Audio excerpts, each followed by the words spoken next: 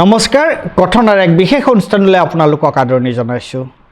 আজি এই অনুষ্ঠানৰ অতিথি হৈছে শান্তনু বৰঠাকুৰ। শান্তনু বৰঠাকুৰ এজন বিশিষ্ট অধিবক্তা গুৱাহাটী উচ্চ ন্যায়ালয়ৰ। তেওঁ এগৰাকী লেখক, তেওঁ এগৰাকী activist, social and political activist, আৰু তেওঁ এগৰাকী সুবক্তা। আনহাতে আজি আমাৰ এই আলোচনাৰ অন্য অতিথিজন হৈছে তেওঁ গুৱাহাটী উচ্চ ন্যায়ালয়ৰ অধিবক্তা অমন ৱাদুদ। অমন ৱাদুদো এজন অধিবক্তা আৰু তেওঁ এজন ৰাজনৈতিক কৰ্মী। অমনো খুব ভাল বক্তা। গতিকে আজি মই শান্তনু বৰঠাকুৰ আৰু অমন ৱাদুদৰ লগত তেওঁলোক দুইজনেই ন্যায়বিদ, তেওঁলোক ন্যায় বিশেষজ্ঞ, আইনৰ ছাত্ৰ। আপোনালোকসকলে জানে যে এটা বিতৰ্ক আৰম্ভ হৈছে আৰু এই বিতৰ্কটো ঘুনুক ঘানাককৈ বহুদিনৰ পৰা চলিয়ে আহিছিল। এতিয়া এইটো একেবাৰে ফ্ৰণ্টলৈ আহি গৈছে, মুকলি হৈছে। RSSৰ সম্পাদকে তেওঁ হৈছে বোলে তেওঁ কৈছে যে ভাৰতবৰ্ষৰ যে সংবিধানত দুটা শব্দ, ধৰ্ম নিৰপেক্ষতা আৰু সমাজবাদ, এই দুটা শব্দ ভাৰতবৰ্ষৰ সংবিধানত যে সংবিধান প্ৰণেতাসকলে আম্বেদকাৰ সহিতে আমাৰ সংবিধান সভা বা সংবিধান যিসকলে সংবিধানখন প্ৰস্তুত কৰিছিল, তেওঁলোকে সংবিধানৰ প্ৰস্তাৱনাত এই শব্দ দুটা সন্নিৱিষ্ট কৰা নাছিল।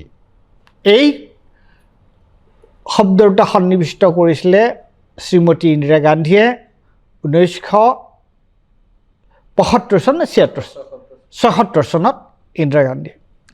গতিকে এতিয়া বিতৰ্কটো হৈছে যে এইকেইটা শব্দ, এই শব্দ দুটা সংবিধানৰ পৰা, সংবিধানৰ প্ৰস্তাৱনাৰ পৰা আঁতৰাই দিব লাগে।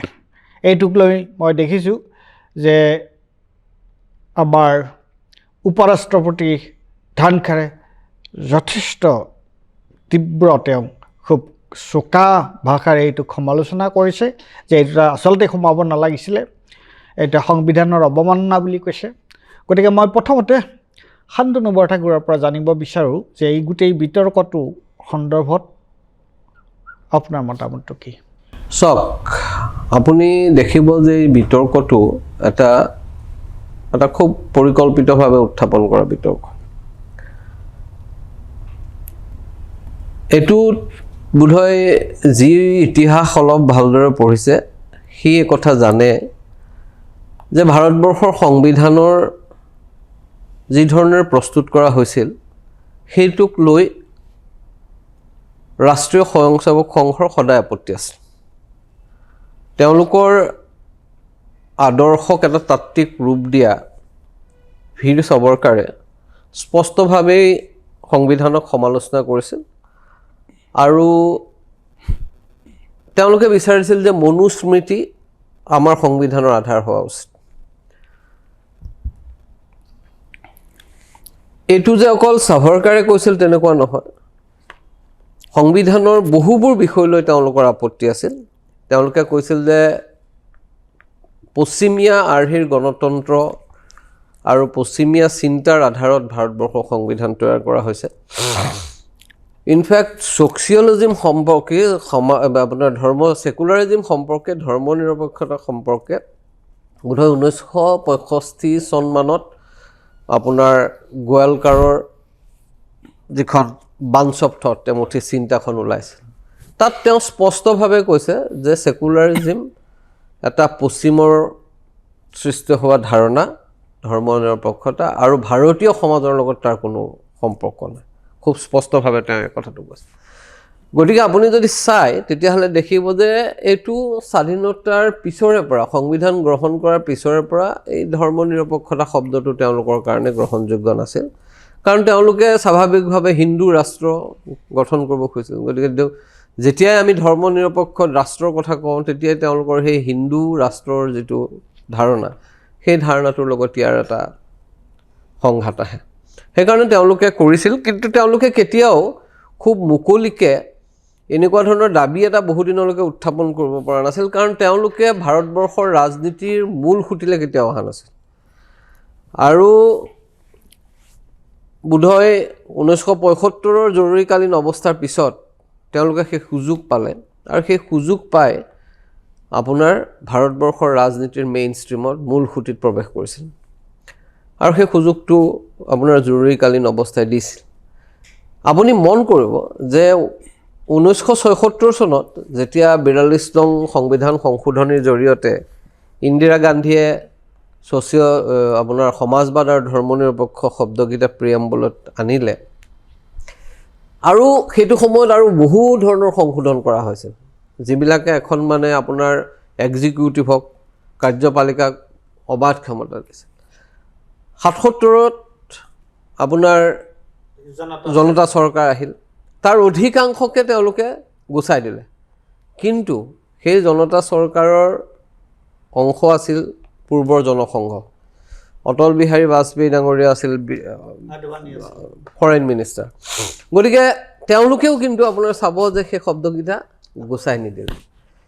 তেওঁলোকৰো সেই সময়ত সেই সাহসটো নাছিল সেইটো কৰা, আৰু ইডিঅ'লজিকেলি ছ'চিয়েলিষ্ট যিসকল আছিল, জনতা পাৰ্টীৰ মূল যিবিলাক মানুহ আছিল, আনকি মোৰাৰজী দেশাই প্ৰাক্তন কংগ্ৰেছী, তেওঁলোকে এই ধৰ্ম নিৰপেক্ষতাত তেওঁলোকৰ বিশ্বাস আছিল, সেইকাৰণে তেওঁলোকে সেইটো কৰা নাছিল। এতিয়া আপুনি চাব যে যোৱা সময়ছোৱাত অতি পৰিকল্পিতভাৱে যেতিয়া 2014 চনৰ পিছৰ পৰা লাহে লাহে এইটো প্ৰচাৰ তেওঁলোকে আৰম্ভ কৰিছে যে সংবিধানত নথকা বস্তু এটা জৰুৰীকালীন অৱস্থাৰ সময়ত ইন্দিৰা গান্ধীয়ে আনিছিল, আৰু সেইকাৰণে এইটোক গুচাই দিব লাগে। এইটো এটা আপোনাৰ বিভিন্ন ধৰণৰ প্ৰচাৰ চলি থকাৰ পাছত এতিয়া খুব স্পষ্টভাৱে তেওঁলোকে ক'বলৈ আৰম্ভ কৰিছে যে এই শব্দ দুটা উঠাই দিয়াটো জৰুৰী। আৰু আপুনি এটা কথা মন কৰিব যে যেতিয়া এই কথাটো কৈছে, তেওঁ কোৱাৰ লগে লগে RSSে কোৱাৰ লগে লগে আমাৰ হিমন্ত বিশ্ব শৰ্মা তেওঁ এনেও জঁপিয়াই উঠে সকলোতে, তেওঁ বেছি RSS হ'বলৈ যায়, কাৰণ কংগ্ৰেছৰ পৰা গৈ সোমাইছেগৈ। গতিকে তেওঁ জঁপিয়াই পৰি গ'ল যে তেওঁ ধৰ্ম নিৰপেক্ষ নহয়, এইবোৰতো গুচাবই লাগে।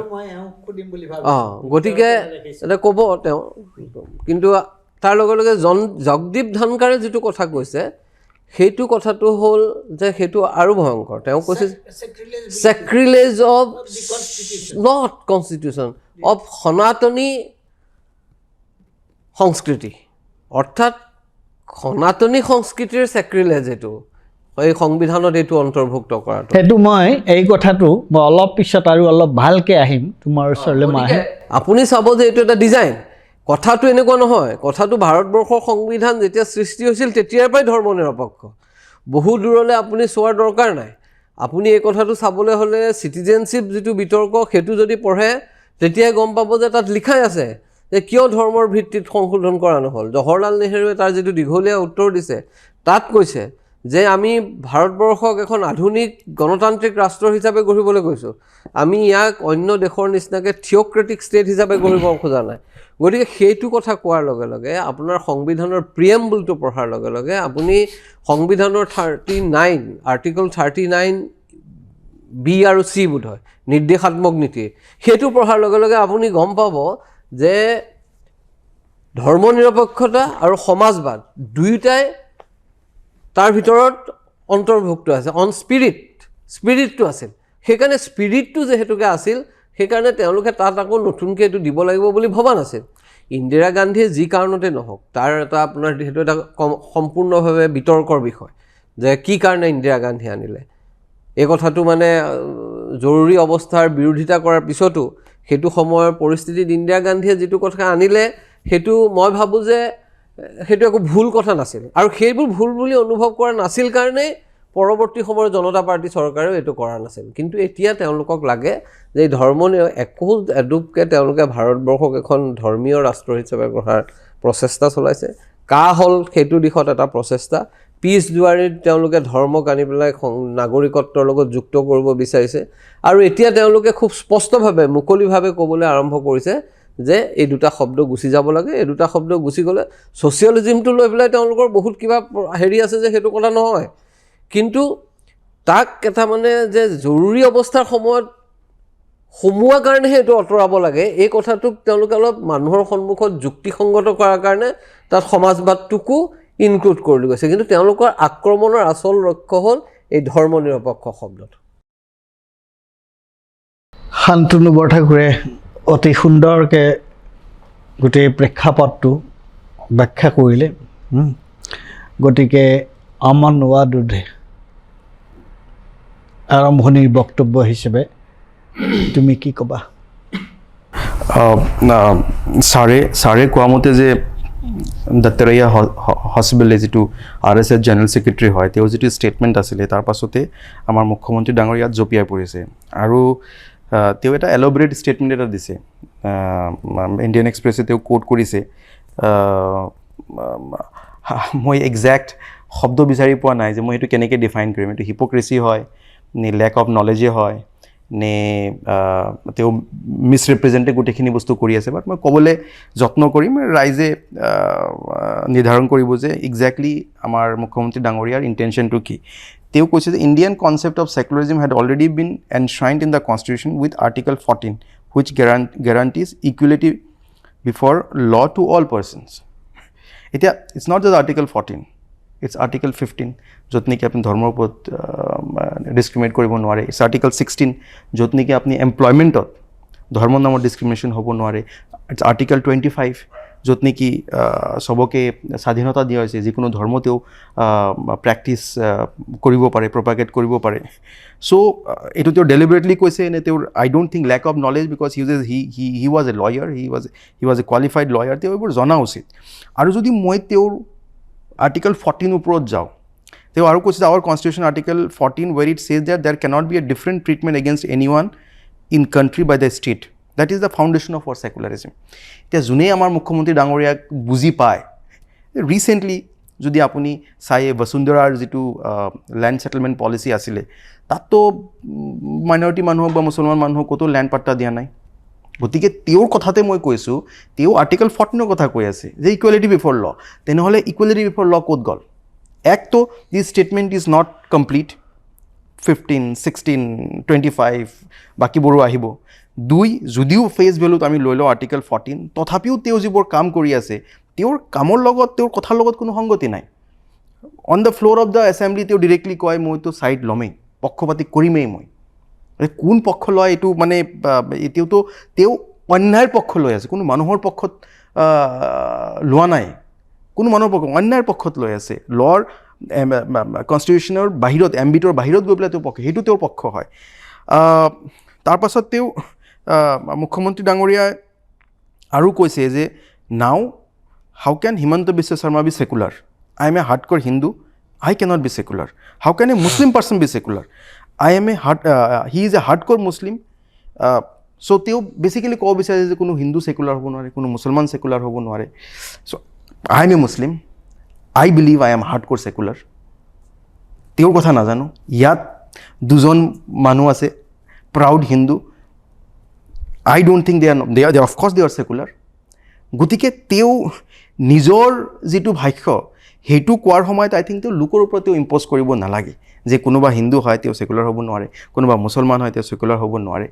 এইখন দেশ আকৌ তেওঁলোকে কৈ থাকে যে যদি সেকুলাৰ হৈ আছে তেনেহ'লে বেছিভাগ হিন্দুৰ কাৰণে হৈ আছে। এইবোৰ ভাষ্য তেওঁলোকৰ আহি থাকে মাজে মাজে যে ভাৰতবৰ্ষজন যদি পাকিস্তান বা বাংলাদেশ হোৱা নাই হিন্দু মানুহৰ কাৰণে। আই এগ্ৰী। আমাৰ যিবোৰ বেছিভাগ মানুহ আছিলে, আটাইতকৈ ডাঙৰ পলিটিচিয়ান ভাৰতবৰ্ষৰ প্ৰবাবলি ৱৰ্ল্ডৰ ভিতৰত, he was one of the probably the most perfect Hindu. His name was Mahatma Gandhi. He was the most secular person probably to have walked this great country. Etia coming to the amendment, 42nd amendment, য'ত নেকি socialism আৰু secular শব্দটো add কৰা হৈছিলে। SIৰ Bombay judgment in 1994, if my memory serves me right, তাত 9 judges bench আছিলে। তাত মই এটা লাইন মই পঢ়ি শুনাম। Actually, as the discussion hereafter would demonstrate, the 42nd amendment, য'ত নেকি এই দুটা শব্দ ইনক্লুড কৰা হৈছিলে, merely made explicit what was implicit in it. তাৰমানে সেকুলাৰিজম, ছ'চিয়েলিজম আমাৰ সংবিধানত আছিলে, ইয়াত কোনো ডাউট নাই। ৰিচেণ্টলি যিটো এই দুটা শব্দৰ এগেইনষ্টত এটা পিটিশ্যন হৈছিলে সুপ্ৰিম কোৰ্টত। তাত সুপ্ৰিম কোৰ্টে সেইটো categorically summarily reject. rejected. But the observation the Supreme Court has made is very, very important. I think যিকোনো debate discussion informative হ'ব লাগে মই অলপ পঢ়ি শুনাওঁ Supreme Courtৰ judge এই judgment কৈছে in the 1949 the term secular was considered imprecise as some scholars and jurists had interpreted it as being opposed to religion. Over time India has developed its own interpretation of secularism where the state neither supports any religion nor penalizes the profession and practice of any faith. That is the definition of our secularism. This principle is enshrined in Article 14, 15, 16 of the Constitution, which prohibits discrimination against citizens on religious ground while guaranteeing equal protection of laws and equal opportunity in public employment. The preamble's original tenets, equality of status and opportunity, fraternity ensuring individual dignity, read alongside justice, social, economic, political and liberty of thought expression, belief, faith and worship reflect secular ethos. এই জাজমেণ্টত আকৌ কৈছে coat কৰিছে মানে this is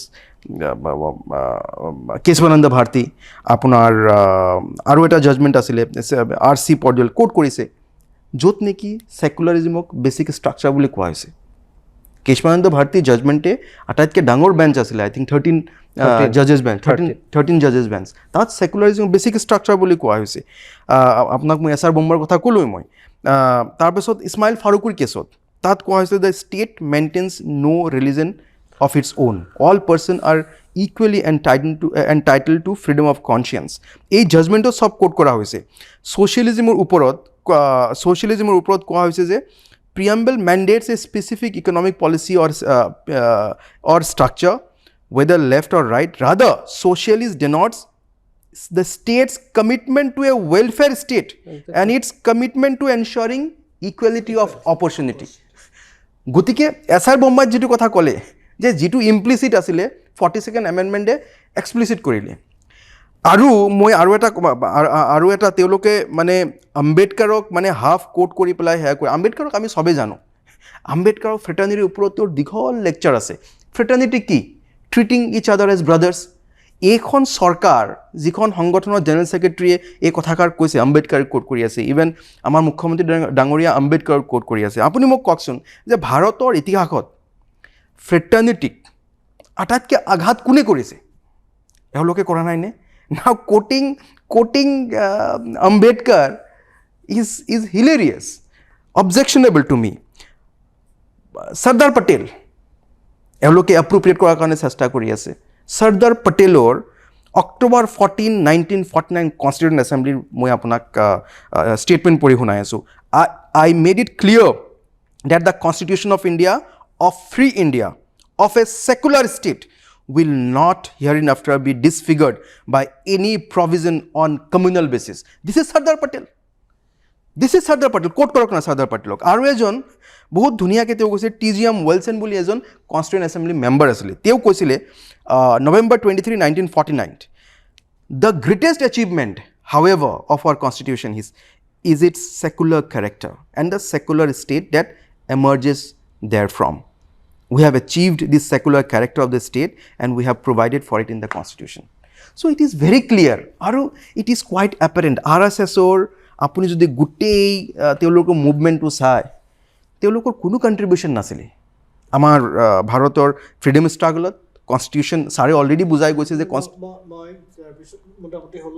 হা মোৰ মোটামুটি মই এইখিনি বস্তু মই এটা কথা শান্তনু বৰঠাকুৰৰ ওচৰলৈ আহিব শান্তনু বৰঠাকুৰে এটা কথা কৈছিলে যে এই যিটো সেই সময়ৰ যি সময়ত ইন্দিৰা দুটা কথা মই অলপমান ব্যাখ্যা কৰাটো বিচাৰিছোঁ যে 1975-76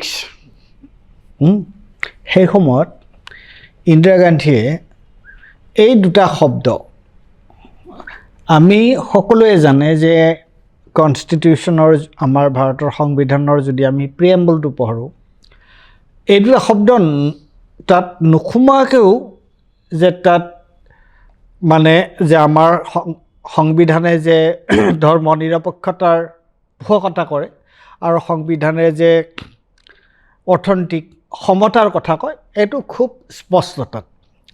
কিন্তু ইন্দিৰা গান্ধীয়ে সেই সময়ত এই শব্দ দুটা যে তাত সোমাব লগা হ'ল, সেই সময়ত তোৰ বিপদটো কি আছিল? এই যে ধৰ্মনিৰপেক্ষতাৰ সেই সময়ত কেনেকৈ এটা বিপদৰ সন্মুখীন হৈছিল, আজি যিসকলে এইটো স্পষ্টকৈ কৈছে, আৰু একে সময়তে সমাজবাদৰ কথাটো সেই সময়ত কিন্তু এটা গুৰুত্বপূৰ্ণ কথা আছিল।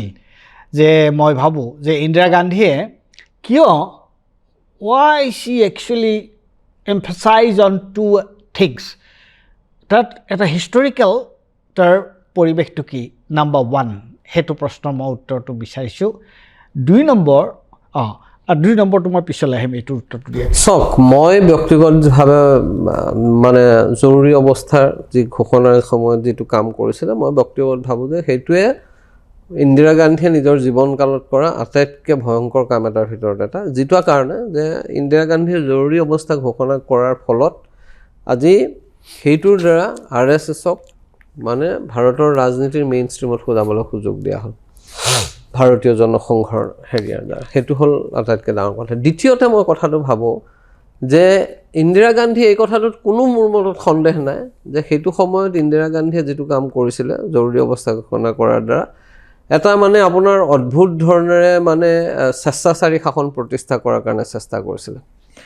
আৰু সেইটোৰ কাৰণে তেওঁ ইমানলৈকে গৈছিলে যে আমি দেখিছোঁ যে কেনেকৈ ন্যায়পালিকাৰ ক্ষেত্ৰতো তেওঁ HR খান্নাৰ দৰে জাজক কেৱল এটা ডিচেণ্টিং অপিনিয়ন দিয়াৰ কাৰণেই, ডিচেণ্টিং ভিউ দিয়াৰ কাৰণে তেওঁক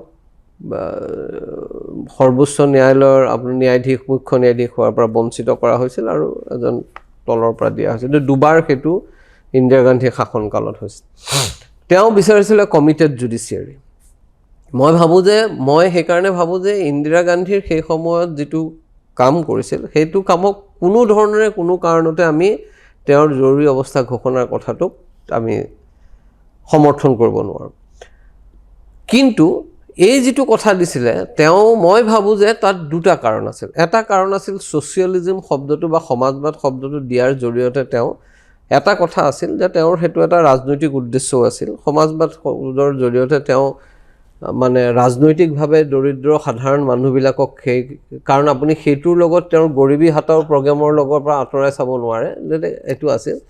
কিন্তু ধৰ্ম নিৰপেক্ষ শব্দটো যেতিয়া সোমোৱাইছিল, মই ভাবোঁ যে তাত এটা মানে তেওঁৰ অন্য কাৰণটোৰ উপৰিও এটা কাৰণ আছিল। কাৰণ আপুনি চাব যে সেই সময়ত জয়প্ৰকাশ নাৰায়ণৰ যি আন্দোলন হৈছিল, সেই আন্দোলনৰ মূল কিন্তু চালিকা শক্তি আছিল আপোনাৰ RSS। আৰু কাৰণ আপুনি চাব যে আজি কালি বোধহয় মই কোনোবা এটা হেৰিয়াত পঢ়ি থাকোঁতে মই দেখিছোঁ যে তাত লিখিছে যে এই যিবোৰ জনতা পাৰ্টি বুলি যিবিলাক একগোট হৈছিল, এই সমাজবাদী পাৰ্টিৰ পৰা যিবোৰ গোট আছিল সমাজবাদী আন্দোলনৰ লগত জড়িত জয়প্ৰকাশ নাৰায়ণকে ধৰি, তেওঁলোকৰ কোনো কমিটেড কেডাৰ বেছ নাছিল। গোটেই কমিটেড কেডাৰ বেছটো আছিল RSSৰ। আৰু এই ইমাৰ্জেঞ্চি সময়ত ইন্দিৰা গান্ধীৰ বিৰুদ্ধে যিটো আন্দোলন আৰম্ভ হৈছিল, যেতিয়ালৈকে কিন্তু মানে আপোনাৰ RSSৰ মানুহবিলাকক জেলত ভৰোৱা নাছিল। জেলত ভৰোৱাৰ পিছত আকৌ তেওঁলোকে ইন্দিৰা গান্ধীৰ লগত আপোনাৰ যোগাযোগ কৰিবলৈ চেষ্টা কৰিছিল। সেইটো আপুনি নিৰ্জা চৌধুৰীৰ কিতাপখনত স্পষ্টভাৱে লিখা আছে। সেই সময়ত সেই কামটো যেতিয়া কৰিছিল, মই ভাবোঁ যে সেইটো এটা কাৰণ আছিল, যিটো কাৰণে আশংকা কৰি ইন্দিৰা গান্ধী অন্য হওক নহওক তেওঁৰ মানে আপোনাৰ মোটামুটিভাৱে তেওঁ যে আপোনাৰ হিন্দু আইকন হ'বলৈ চেষ্টা কৰা নাছিল এনেকুৱা নহয়, কিন্তু মোটামুটিভাৱে ধৰ্ম নিৰপেক্ষ চিন্তাৰ প্ৰতি তেওঁৰ এটা আছিল। গতিকে মই ভাবোঁ যে RSSৰ সেই উত্থানটোৰ প্ৰসংগত ৰাখি তেওঁ এই ধৰ্ম নিৰপেক্ষ শব্দটো তাত এক্সপ্লিচিটলি ভৰাত এটা কাৰক হিচাপে কাম কৰিছিল। আৰু তেওঁৰ যিবিলাক ৰাজনৈতিক উদ্দেশ্য আছিল, মুছলমানৰ মাজত নিজক জনপ্ৰিয় কৰা মাইনৰিটিৰ মাজত, সেইটো হয়তো আছেই। তাৰোপৰি মই ভাবোঁ যে এইটো এটা কাৰণ আছিল যিটো কাৰণে এইটো কাম কৰিছিল। এইটোত মই ইন্দিৰা গান্ধীৰ এই আলোচনাটো পৰিচালনা কৰিছোঁ, গতিকে মোৰ ভিউজটো বৰ দিব নিবিচাৰোঁ। কিন্তু এটা কথা মই ক'ব বিচাৰোঁ, তৎসত্ত্বেও যে সেই সময়ত যিটো ভাৰতবৰ্ষৰ পৰিস্থিতি হৈছিল তাৰ হিষ্টৰিকেলি ঐতিহাসিকভাৱে আজি ইমাৰ্জেঞ্চিৰ কাৰণেই জৰুৰীকালীন অৱস্থাৰ কাৰণেই RSSৰ এই উত্থানটো হ'ল, সেইটোত কোনো তাত ডিম্বতৰ কথা নাই। কিন্তু সেই সময়ত ইন্দিৰা গান্ধীৰ যিটো কনচাৰ্ণ আছিল, সেইটো মই ভাবোঁ যে এটা হৈছে ধৰ্ম নিৰপেক্ষতাৰ প্ৰশ্নটো এটা গুৰুত্বপূৰ্ণ প্ৰশ্ন হিচাপে বিশেষকৈ RSSৰ ফালৰ পৰা আহিছিল। আৰু অন্যটো আছিলে কি যে কেপিটেলিষ্ট ক্লাছ পুঁজিবাদী যিটো ইণ্টাৰনেশ্যনেল যিটো কেম্পেইন, ইণ্টাৰনেশ্যনেল যিটো চক্ৰ, আৰু আনকি ভাৰতবৰ্ষটো, সেইটোও কিন্তু মই ভাবোঁ যে ইন্দিৰা গান্ধীক কিছু শংকিত নকৰাকৈ থকা নাছিল। এই যে তুমি যিটো কথা ক'লা যে গৰিবীহঁতৰ লগত এই বস্তুটো, মই জাষ্ট কৈ থ'লোঁ কথাটো।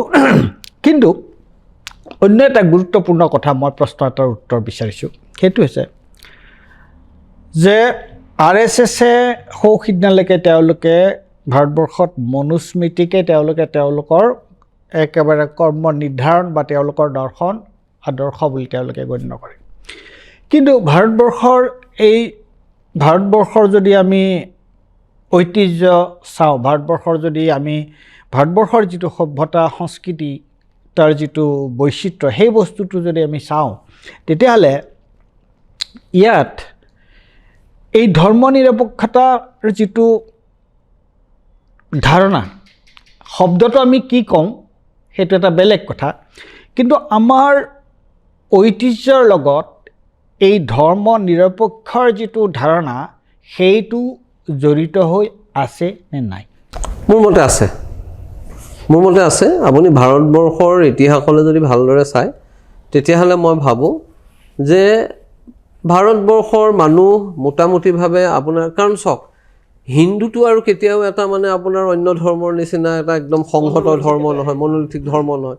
ইয়াত বিভিন্ন ধৰণৰ আপোনাৰ ছেক্ট আছিলে, বিভিন্ন ধৰণৰ বিচাৰ আছিলে। তাৰ মাজত আপুনি যদি চায় যে যেতিয়াই আপোনাৰ তাৰ মাজত মানে আপোনাৰ খুব বেছি ধৰণৰ মানে আপোনাৰ গোড়ামী এইবিলাক হৈছে, ঠিক সেইকাৰণে তাৰ মাজত আপোনাৰ শংকৰদেৱৰ নিচিনা মানুহৰ জন্ম হৈছে, যি সেই গোড়ামী ভাঙিবলৈ চেষ্টা কৰিছে। সেইটো আপুনি সেই ধৰণৰ কথাবোৰ, বা আপোনাৰ ধৰক ভক্তি মুভমেণ্ট, গোটেই এণ্টায়াৰ ভক্তি মুভমেণ্ট তাৰ, গতিকে সেইটোৱে তাৰ যিটো আছে, আৰু সেইটোত আপুনি তাৰ মানে উদাৰ যিটো চিন্তা, সেই উদাৰ চিন্তাটো আমি দেখিবলৈ পাওঁ। আৰু মই ভাবোঁ যে সেইটোক আমি কোনো মানুহে অস্বীকাৰ কৰিব নোৱাৰোঁ। আৰু সেইকাৰণে আপুনি দেখিব যে আমাৰ সাধাৰণ যিবোৰ হিন্দু মানুহ, আজি তেওঁলোকে বহুতক প্ৰভাৱিত কৰিব পাৰিছে, সেইটো এটা বেলেগ কথা। এতিয়া মোৰ মাৰ নিচিনা মানুহ, মায়ে অনবৰত পূজা কৰে, কিন্তু মাৰ মাজততো কোনো বিদ্বেষ নাই কাৰো প্ৰতি। এগৰাকী একদম সাংঘাতিকভাৱে ধৰ্ম নিৰপেক্ষ বুলি যাক ক'ব পৰা যায়, তেনেকুৱা মানুহ।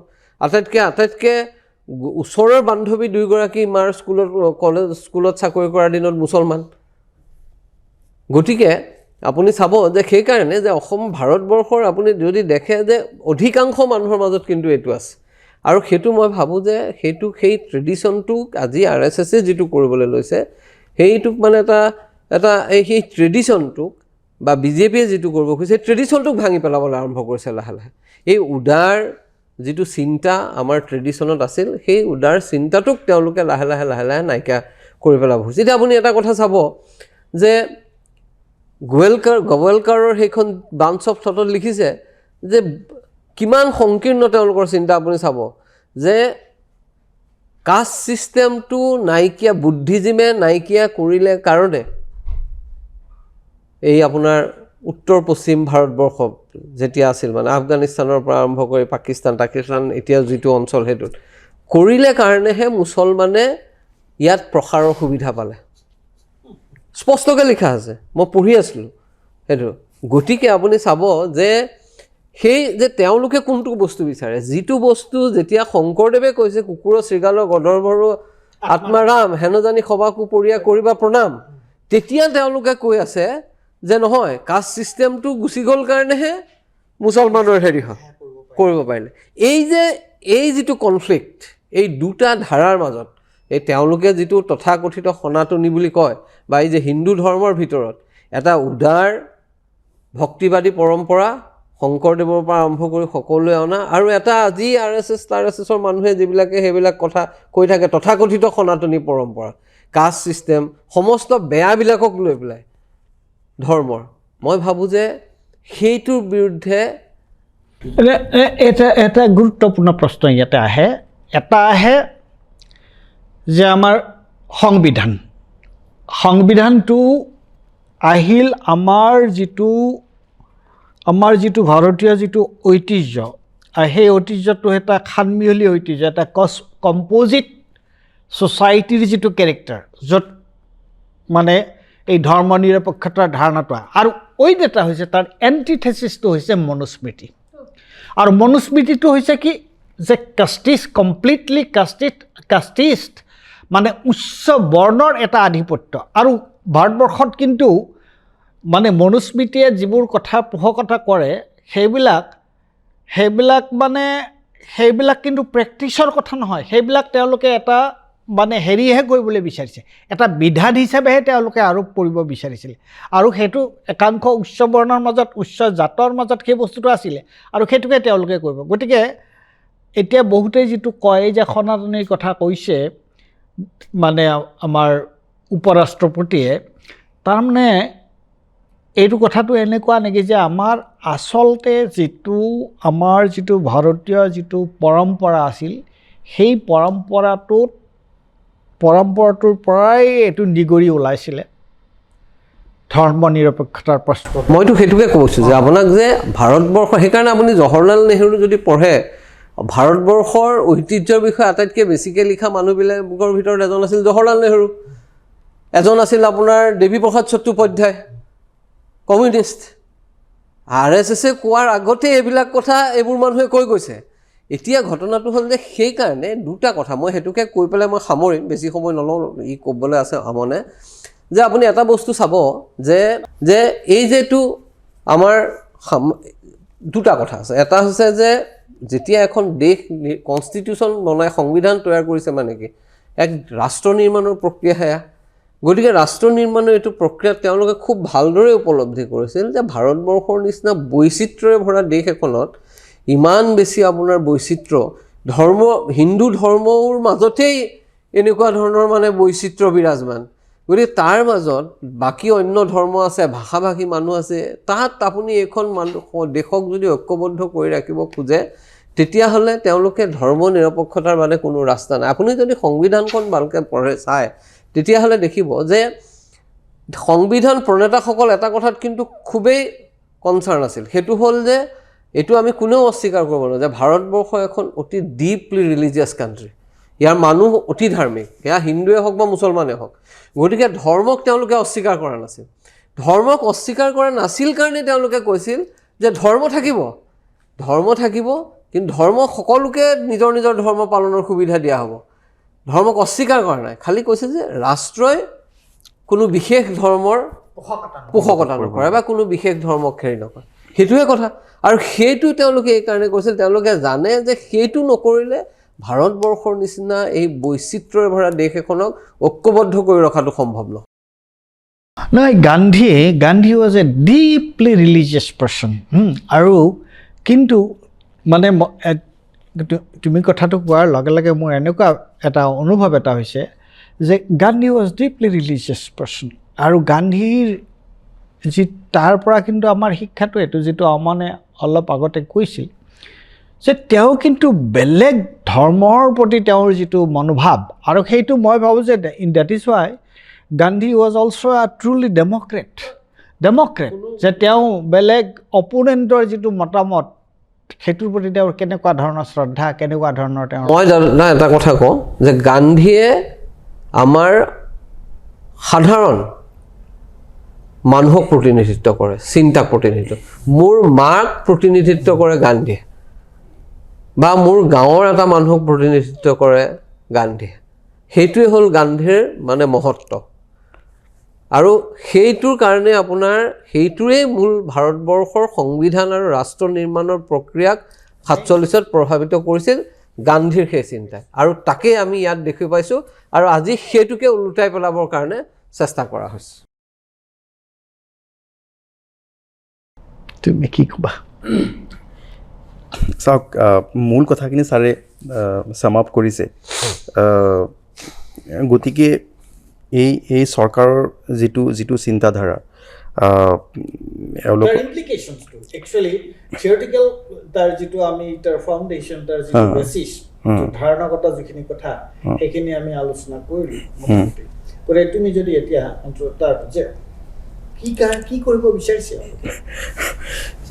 চাওক এওঁলোকৰ এনেকুৱা নহয় যে মাত্ৰ দুটা ৱৰ্ডৰ লগত এওঁলোকৰ প্ৰব্লেম ৰাইট মই একদম আপোনাক যদি প্ৰিয়াম্বলৰ দুটা ৱৰ্ড লৈ এওঁলোকে সেয়া কৰি আছেতো প্ৰিয়াম্বলে কি কয় we are A Democratic Republic এই পাৰ্টিৰ ডেম'ক্ৰেচিৰ প্ৰতি কোনো ৰেচপেক্ট আছে নেকি কোনো ধৰণৰ ৰেচপেক্ট আছে নেকি গতিকে এতিয়া এটা ইছ্যু বনাই আছে ছেকুলাৰ আৰু ছ'চিয়েলিষ্ট ৱৰ্ডটো লৈ পেলাই ছ'চিয়েলিষ্ট মানে ৱেলফেয়াৰ মানে উই আৰ ৱেলফেয়াৰ ষ্টেট এই যিবোৰ হিতাধিকাৰী বনাইছে এইটো ৱেলফেয়াৰৰ এটা পাৰ্ট নহয় নেকি 1250 টকাকৈ যে দিয়ে সেইটো দি পেলাই তেওঁলোকে ভোট লোৱাৰ চেষ্টা কৰে ইলেকশ্যনৰ আগত বচিবৰ আহে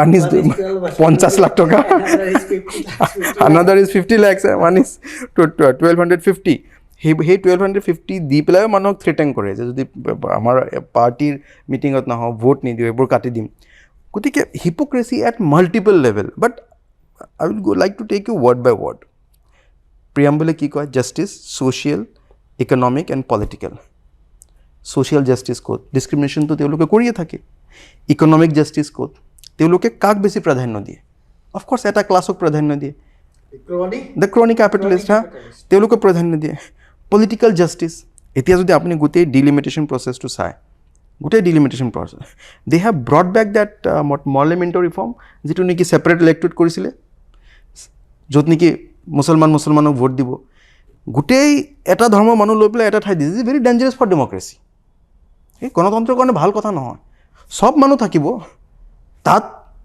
আপোনাৰ ইলেক্ট্ৰেল যিটো প্ৰচেছ হয় সেইটো ভাইব্ৰেণ্ট হ'ব এতিয়া এটা ধৰ্মৰ মানুহ এইটো আমেৰিকাত জেৰিমেণ্ডাৰিং বুলি কয় এটা ধৰ্মৰ মানুহে একদম মানে সাপৰ নিচিনা এটা সেয়া বনাই পেলাই গোটেই এটা সমষ্টিত গতিকে তাত আপোনাৰ ধৰক এতিয়া 35-36% মুছলিম পপুলেশ্যন ৰাইট তাত আপোনাৰ ছিট এতিয়া 22টা ছিট হ'ব প্ৰপৰ্চনেট ক'ত হ'ল তেনেহ'লে ক'ত আপোনাৰ পলিটিকেল জাষ্টিছ হ'ল তাৰপাছত আপোনাৰ liberty of thought expression believe faith and worship এতিয়া আপুনি যদি কিবা এটা কয় কোনোবা এটা পইমো লিখে সেই মানুহজনো এৰেষ্ট হ'ব পাৰে সাংবাদিকৰ প্ৰতি যিটো তেওঁলোকৰ অৱমাননা ক্ষমা খুজিবলৈ বাধ্য হৈছে গতিকে তেওঁলোকে খালি দুটা শব্দৰ কাৰণে নহয় equality of status and opportunity সেইদিনাখন মুখ্যমন্ত্ৰী ডাঙৰে কৰে যে এওঁলোকৰ মানুহ গোটেই চাকৰি লৈ গৈ আছে সুযোগটো সমান থাকিব লাগিব সুযোগতো সমতা থাকিব লাগিব ষ্টেটাছতো সমতা থাকিব লাগিব এটা শ্ৰেণীৰ মানুহক তেওঁলোকে গালি ভিলেন কৰি পেলাই এনে মানে ৱেপেনাইজ কৰি আছে শত্ৰু বনাই পেলাই তেওঁলোকে কৈছে যে এইবোৰ মানুহ আপোনালোকৰ কাৰণে থ্ৰেট চ' সেই আপোনাৰ ইকুৱেলিটি অফ ষ্টেটাছটো ক'ত আৰু মষ্ট ইম্পৰ্টেণ্ট মই আগতেও কৈছোঁ ফ্ৰেটাৰ্নিটি এশ্বৰিং ডিগনিটি অফ ইণ্ডিভিজুৱেল প্ৰতিদিন মানুহক মৰ্যাদাহানি কৰি আছে চ' মোক আপুনি কওক গোটেই আপোনাৰ প্ৰিয়াম্বলটো আপুনি পঢ়ি চাওক সংবিধানটোতো আছেই গোটেই প্ৰিয়াম্বলটো পঢ়ি চাওক কোনটো ৱাৰ্ডৰ প্ৰতি কোনটো মূল্যবোধৰ প্ৰতি তেওঁলোকৰ সন্মান আছে মোক কওকচোন দুটা শব্দ যিটো নেকি মই আগতেও কৈছোঁ যে বিভিন্ন জাজমেণ্টে বেছিক ষ্ট্ৰাকচাৰ বুলি কৈছে একদম মানে আটাইতকৈ ডাঙৰ যিটো কষ্ট তেওঁলোকে এই যে এটা আমাৰ সৰু এটা যিটো প্ৰস্তাৱনা বহুত বেছি দীঘল নহয় তাৰ প্ৰতিটো শব্দই তেওঁলোকে অৱমাননা কৰিছে কিহৰ কাৰণে মই বাছ এটা কথা ক'ম 26 নৱেম্বৰ 1949 আমাৰ কনষ্টিটিউশ্যন এডপ্ট হ'ল যিটো নেকি আজি আমি সংবিধান দিৱস হিচাপে পালন কৰোঁ 30 নৱেম্বৰ 1949 অৰ্গেনাইজাৰ যিটো RSSৰ যিটো আপোনাৰ মাউথ পিচ সেই মাউথ পিচে লিখিছে the worst thing about this new constitution of Bharat is that there is nothing Bharatiya about it they do not have problem with just two words they have problem with the entire constitution that is the bottom line দুটা শব্দৰ লগত নহয় গোটেই সংবিধানৰ লগত তেওঁলোকৰ problem যিটো নেকি ছাৰে বহুত ধুনীয়াকৈ বুজাইছে মনুস্মৃতিৰ কথা RSSৰ কি ৰোল আছিলে চ' দুটা শব্দ বুলি কথা নহয় আপুনি এটা শব্দ মই আপোনাক এক্সপ্লেইন কৰিম যে কোনটো শব্দৰ প্ৰতি তেওঁলোকৰ সন্মান আছে মই কোনো শব্দ পোৱা নাই সংবিধানত যিটোৰ প্ৰতি তেওঁলোকে সন্মান দেখাব পাৰে কোনো জাজমেণ্ট এনেকুৱা যিমান জাজমেণ্টবোৰ আহিছে কাৰো প্ৰতি তেওঁলোকৰ সন্মান নাই। It's not about 2 words, it is their problem with their entire constitution. এতিয়া মই আলোচনাটো সামৰিবলৈ 2 মিনিটত আলোচনাটো সামৰিবলৈ আমাৰ 2জন পেনেলিষ্টৰ ভিতৰত শান্তনু বৰঠাকুৰক এই আলোচনাটো সামৰিবলৈ মই অনুৰোধ জনাইছোঁ। চাওক, এইটো এটা মানে সাম্প্ৰতিক সময়ত আমি ভাৰতবৰ্ষৰ গণতন্ত্ৰৰ প্ৰতি যিটো ভাবুকি আমি দেখিছোঁ, সংবিধানৰ প্ৰতি যিটো ভাবুকি অহা দেখিছোঁ, আজি এই যে যিবোৰ ঘটনা চলি আছে, যে ভাৰতৰ সংবিধানৰ পৰা এই 2টা শব্দ প্ৰিএম্বলৰ পৰা গুচাই দিব লাগে, ধৰ্ম নিৰপেক্ষতা আৰু এই কথাটোক আমি মনত ৰাখিব লাগিব যে এই এটা সৰ্বাত্মক আক্ৰমণ ভাৰতৰ গণতান্ত্ৰিক ব্যৱস্থাটোৰ ওপৰত যে নামি আহিছে তাৰ এটা অংশ হয়। আজি কিছুদিনৰ আগতে ৰাষ্ট্ৰপতি ধানকাৰে যেতিয়া বেছিক ষ্ট্ৰাকচাৰ ডক্ট্ৰাইনটোৰ ওপৰত আক্ৰমণ কৰিছিলে, কুৱেশ্যন কৰিছিলে যে সেইটোৰ পৰা আমি এইটোক নিলগাই চাব নোৱাৰোঁ, ইটো সিটোৰ লগত সংযুক্ত। যেতিয়া কিৰেণ ৰিজিজু আৰু উপ ৰাষ্ট্ৰপতি মহোদয়ে ভাৰতৰ উচ্চতম ন্যায়ালয়ৰ ন্যায়াধীশসকলৰ ভূমিকা সম্পৰ্কে প্ৰশ্ন তুলিছিলে, সেই প্ৰশ্নটোৰ লগত প্ৰসংগটোৰ লগত এইটোক আমি নিলগাই চাব নোৱাৰোঁ। আমি ইলেকশ্যন কমিশ্যনৰ পৰা আৰম্ভ কৰি সকলো প্ৰতিষ্ঠান, যিবিলাক প্ৰতিষ্ঠান গণতন্ত্ৰৰ প্ৰহৰী, সেইবিলাকৰ ওপৰত যেনেকুৱা ধৰণেৰে মানে আক্ৰমণ চলিছে, সেইবিলাকক প্ৰভাৱিত কৰাৰ চেষ্টা চলিছে, সেইটোৰ পৰা এইটোক আঁতৰাই চাব নোৱাৰে। এটা সৰ্বাত্মক আক্ৰমণৰ, সংবিধানৰ ওপৰত, গণতন্ত্ৰৰ ওপৰত নামি অহা সৰ্বাত্মক আক্ৰমণৰ এইটো এটা অংশ মাত্ৰ। সেইকাৰণে মই ভাবোঁ যে আমি বিক্ষিপ্তভাৱে বিষয়বিলাকক নাচাই ইয়াৰ সামূহিক যিটো ৰূপ, সেই ৰূপটোক চাই যিবোৰ ৰাজনৈতিক দলে এইবিলাকৰ বিৰোধিতা কৰিছে, ৰাজনৈতিক দল আছে, যিবিলাক সামাজিকভাৱে সক্ৰিয় ব্যক্তি আছে, সেই সকলো মানুহে ঐক্যবদ্ধভাৱে যদি ইয়াৰ বিৰুদ্ধে থিয় নিদিয়ে, তেতিয়াহ'লে মই ভাবোঁ যে তেওঁলোকৰ এই প্ৰচেষ্টা, যি মানে প্ৰচেষ্টাৰ পিছফালে আমি একদম পাহৰিলে নহ'ব, যে মই এই কথাটো বাৰে বাৰে কওঁ যে তেওঁলোকৰ এই প্ৰচেষ্টাৰ পিছফালে এটা জনসমৰ্থন কিন্তু আছে, আৰু সেইটো হ'ল আটাইতকৈ ভয়ংকৰ কথাটো। গতিকে এই জনসমৰ্থনৰ সহযোগত তেওঁলোকে যে কাইলৈ ভাৰতবৰ্ষৰ গণতন্ত্ৰ আৰু সাংবিধানিক গণতন্ত্ৰৰ ওপৰতে মানে সম্পূৰ্ণৰূপে ইয়াক ধ্বংস কৰি নেপেলাব তেওঁলোকৰ ব্ৰুট মেজৰিটিলৈ, সেইটোৰ মানে নুই কৰিব নোৱাৰে। আৰু সেইকাৰণে আজিৰ সময়ৰ এইটো আহ্বান যে সকলোৱে ঐক্যবদ্ধ হৈ গণতান্ত্ৰিকভাৱে ইয়াক প্ৰতিহত কেনেকৈ কৰিব পাৰে তাৰ চেষ্টা কৰিব লাগে। ধন্যবাদ শান্তনু বৰঠাকুৰ, ধন্যবাদ অমন ৱাদুত। আজি এই যিটো আলোচনা আমাৰ হ'ল, মই ক'ম যে এইটো এটা অতি লাৰ্ণেড এটা ডিছকাশ্যন, এটা বিজ্ঞ আলোচনা। এই সংবিধান, এই শব্দ দুটাৰ লগত আচলতে আমি আমাৰ সংবিধানৰ যি মূল উদ্দেশ্য আৰু তাৰ যিটো লক্ষ্য, সেইখিনি কথা আলোচনা কৰাৰ লগতে আজি আচলতে এওঁলোকে এই 2টা শব্দত তেওঁলোকৰ যিটো বিৰোধিতা, সেইটো প্ৰদৰ্শন কৰি, সেই বিৰোধিতাটো প্ৰকাশ কৰি তেওঁলোকে কেৱল 2টা শব্দত বিৰোধিতাটোৱে প্ৰকাশ কৰা নাই, আচলতে তেওঁলোকে আমাৰ এই যিটো স্বাধীনতা আন্দোলনৰ যিটো ঐতিহ্য, আৰু স্বাধীনতা আন্দোলনৰ ঐতিহ্যই হৈছে আমাৰ এই সংবিধানখন, আৰু তাতোকৈ আগলৈ আমি গৈ আমি ক'ব পাৰোঁ যে ভাৰতীয় সভ্যতা আৰু সংস্কৃতিৰ যিটো বহুত্ব বিশিষ্ট যিটো ঐতিহ্য, সেই ঐতিহ্যটোকে তেওঁলোকে এটা মনুবাদী, এটা হিন্দুত্বৰ যিটো ধাৰণা, তাৰ দ্বাৰা তেওঁলোকে